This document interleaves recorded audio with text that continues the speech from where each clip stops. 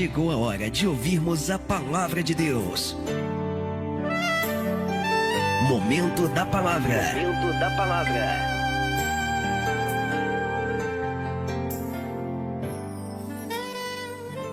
Muito obrigado por sintonizar o programa A Hora de Estudo Bíblico. Antes de iniciar nosso estudo de hoje, gostaria de agradecer suas orações e ofertas. Nestas últimas semanas, suas cartas têm sido uma fonte de grande ânimo para mim e eu quero agradecer por isso. Muito obrigado. Agora vamos orar. Querido Pai, em nome do Senhor Jesus Cristo, nós chegamos a Ti com um coração grato pelo privilégio de conhecer o Salvador, aquele que morreu na cruz por nós. Também queremos agradecer porque podemos estudar a Tua Santa Palavra, a Bíblia. Pedimos que o Senhor ministre a todos que estão ouvindo o programa agora. E lembramos especialmente dos idosos, daqueles que estão deprimidos e enfermos.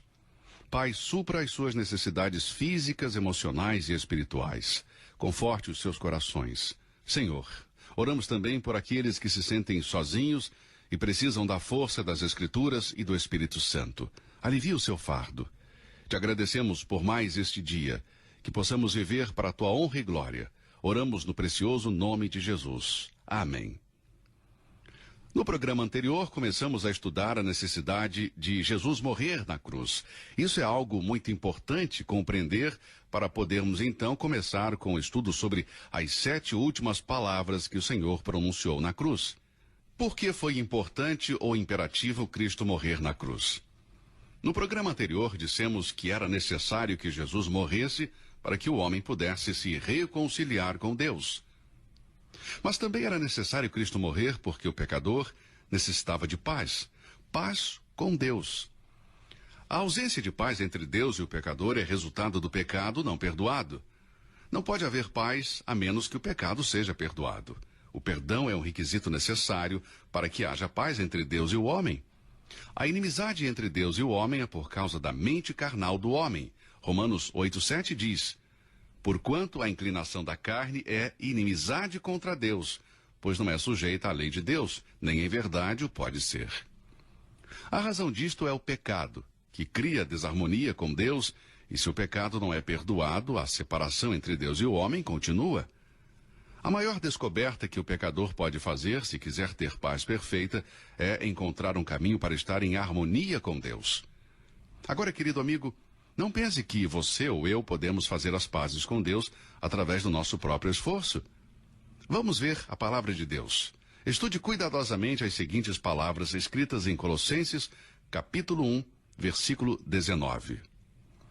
Porque foi do agrado do Pai que toda a plenitude nele habitasse, e que, havendo por ele feito a paz pelo sangue da sua cruz, por meio dele reconciliasse consigo mesmo todas as coisas, tanto as que estão na terra como as que estão nos céus.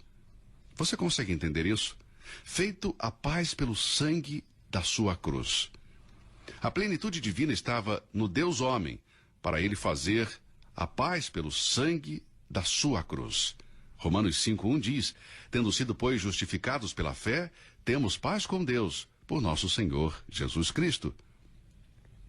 A alma que confia na morte de Cristo para o seu perdão terá paz com Deus. Alguns anos atrás, ouvi o sermão de um evangelista que concluiu a mensagem convidando aqueles que não eram salvos com base nisso. Ele disse: se você está aqui nesta noite e não é salvo, faça as pazes com Deus. Agora, meu amigo, é impossível um pecador fazer as pazes com Deus. Você não saberia como fazer as pazes com Deus, nem tampouco eu. Colossenses 1:20 diz: feito a paz pelo sangue da sua cruz.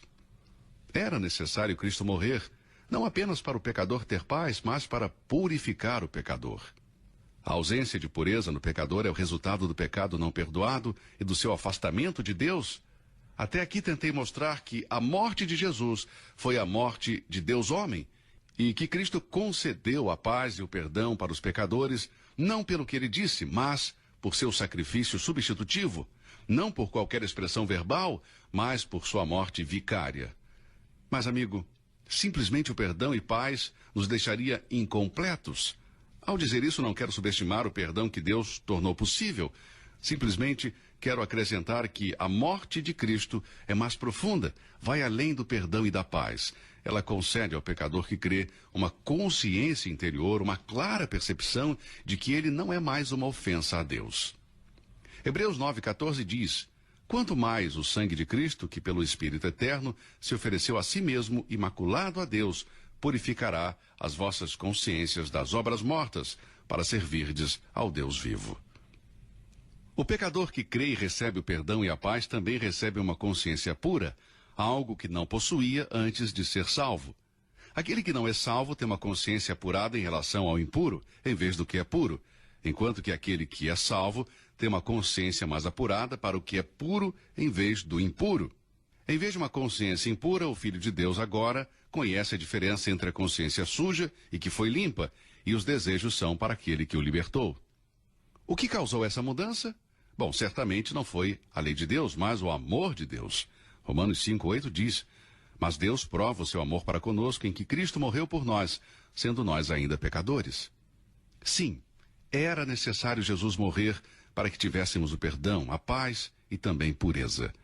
Entretanto, também foi necessário que Jesus morresse para o pecador ter poder.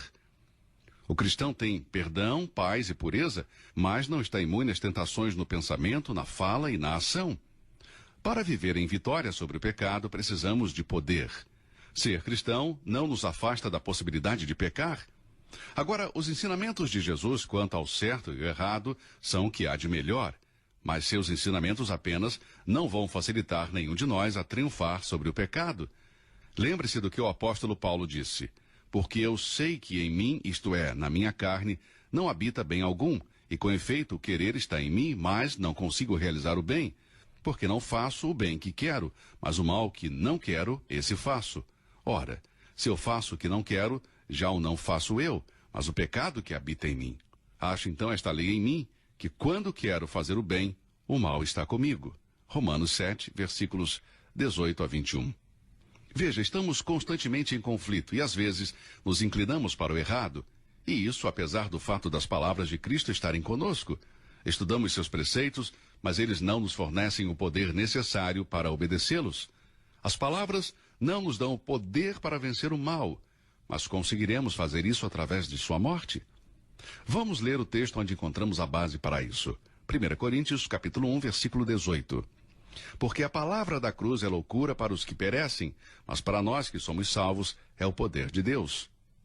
Sim, amigo, a morte de Cristo nos dá poder. Nós, cristãos, fomos salvos do castigo do pecado. Efésios 2:8 diz: pela graça sois salvos. E também temos a certeza de que seremos salvos da possibilidade de pecar. O primeiro está no passado, isto é, fomos salvos do castigo do pecado, e o segundo está no futuro. Seremos salvos da possibilidade de pecar. O que eu quero falar agora é sobre o poder do pecado no presente, a vitória para não cometer pecado. Nós somos salvos do castigo do pecado. Seremos salvos da possibilidade de pecar, mas podemos ser salvos agora da prática do pecado?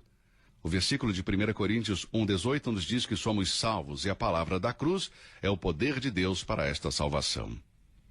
Veja, a salvação na Bíblia está definida em 3 tempos. 3 etapas ou 3 passos. Estes 3 tempos de salvação estão relacionados com os 3 tempos gramaticais, passado, presente e futuro. A palavra eterna da cruz permite o pecador encontrar a salvação da culpa do pecado. Mas esta mesma palavra eterna dará o poder para viver poderosamente sobre o pecado. Observe isto. Não é a pregação da cruz, mas a palavra. O verbo que se fez carne, em quem habita toda a plenitude da divindade e que morreu na cruz. Agora não é o meu propósito nesta série de estudos simplesmente examinar as palavras que o homem pronunciou quando estava morrendo na cruz, mas as palavras da palavra, Jesus. Quando chegamos ao fim dos nossos próprios recursos e percebemos que sem Cristo nada podemos fazer, é então que ele trabalha com o seu poder em nós e através de nós. Quando digo que Cristo é suficiente para tudo o que você e eu necessitamos nesta vida, isso inclui o poder necessário para uma vida vitoriosa sobre o pecado. E agora, por fim, foi necessário que Cristo morresse para a esperança do pecador. Ouça o que diz 1 Coríntios 15:19. Se é somente para esta vida que temos a esperança em Cristo, dentre todos os homens somos os mais dignos de compaixão. Não há esperança em uma religião cujo fundador permanece morto. Os discípulos no caminho de Emaús testemunharam isso. Após a crucificação de nosso Senhor, eles seguiram o seu caminho sem esperança. Em Lucas 24:17, lemos que eles estavam tristes. E por que eles estavam tristes? Bem, a resposta é clara, está no versículo 21.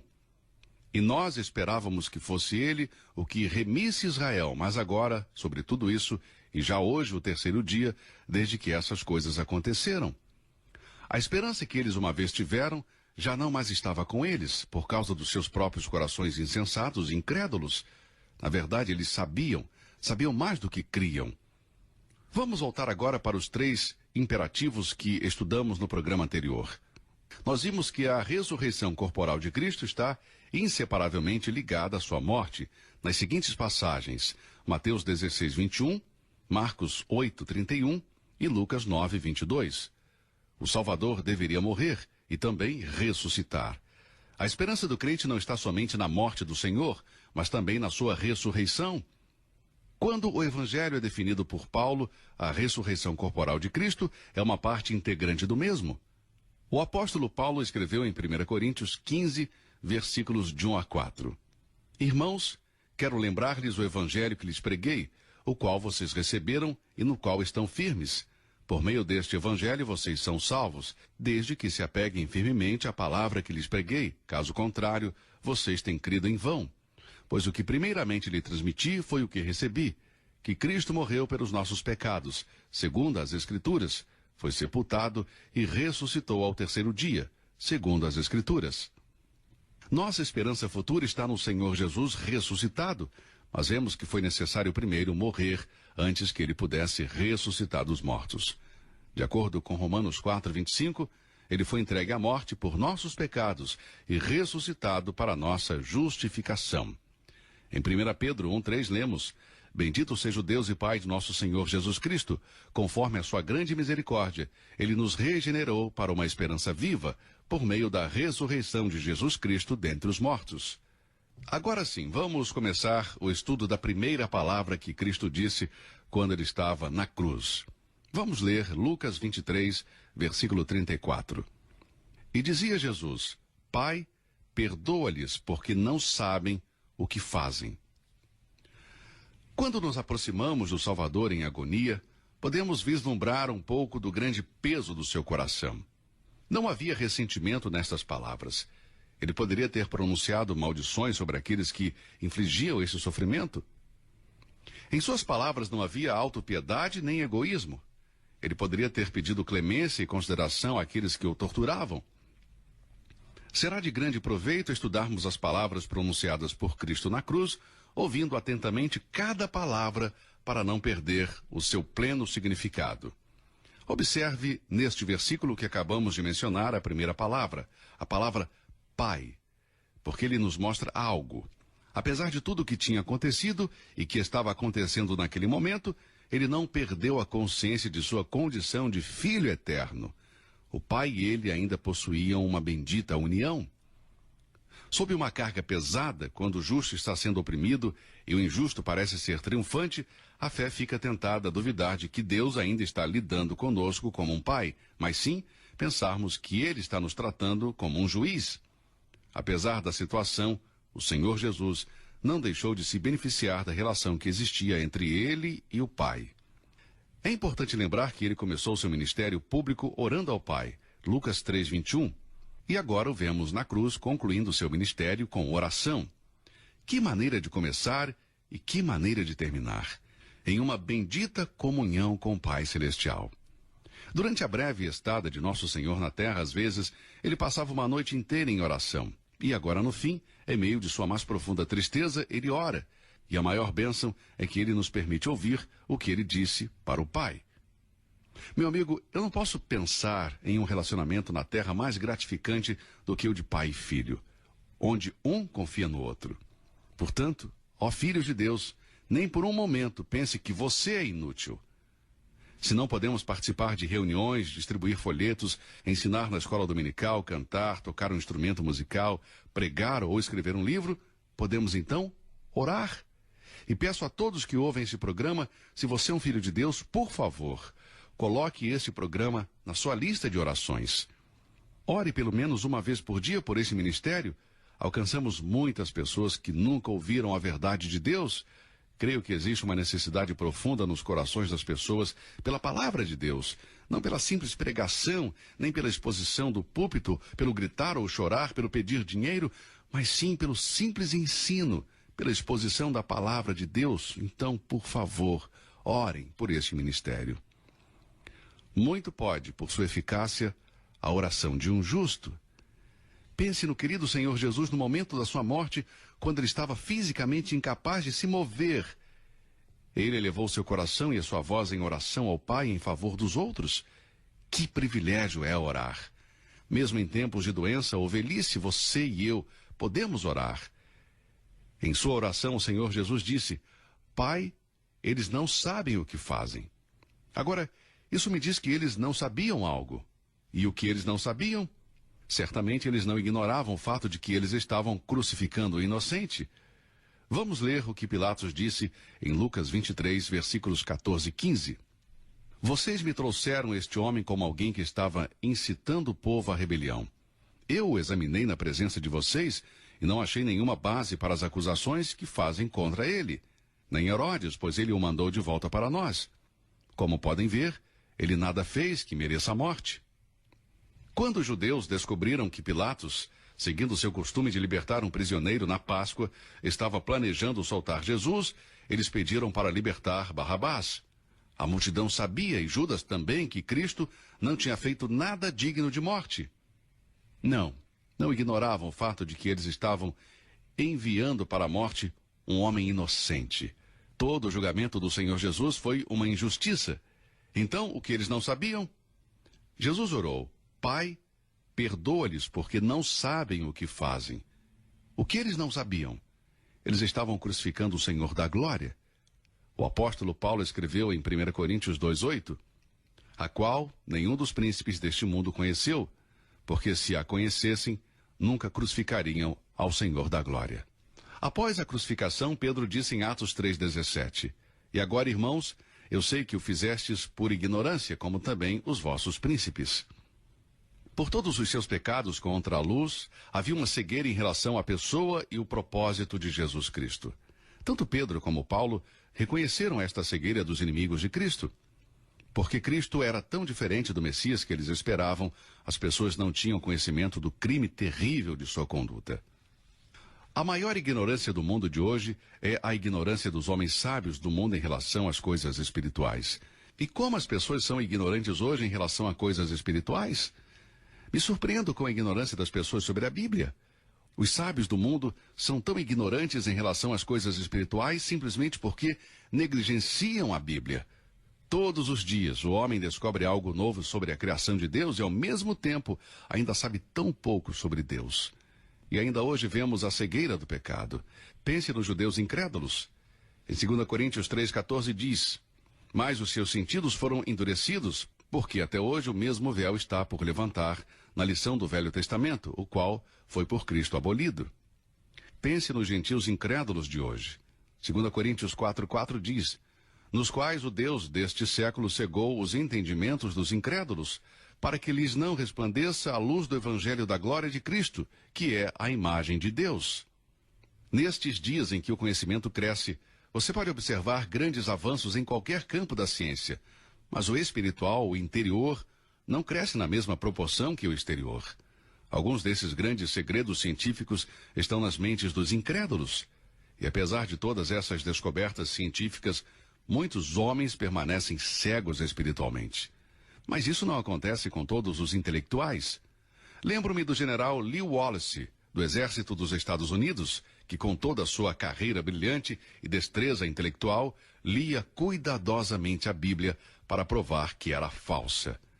Mas o véu da sua cegueira desapareceu porque ele viu a sua vergonha e aceitou a Cristo como seu Salvador. O famoso escritor russo Tolstói disse: durante 35 anos da minha vida eu fui um homem que não acreditava em nada. 5 anos atrás, eu criei nas doutrinas de Jesus e toda a minha vida foi transformada. Bem, amigo, e quanto a você? Você já aceitou o Senhor Jesus como seu Salvador pessoal? Talvez você tenha uma grande educação e é uma pessoa inteligente. Talvez seja um advogado respeitado, um doutor, um professor. Mas sem Cristo Jesus, você está cego. Os seus olhos, o seu coração, a sua mente, eles estão fechados. Eu oro para que eles possam se abrir para receber a Cristo Jesus como seu Salvador. Se você não é crente, confie hoje no Senhor Jesus e será salvo. Meu amigo, minha amiga, meu irmão, minha irmã em Cristo, obrigado por nos ouvir hoje. Obrigado por este estudo. Obrigado pelo seu tempo. Que Deus o abençoe e até o nosso próximo programa.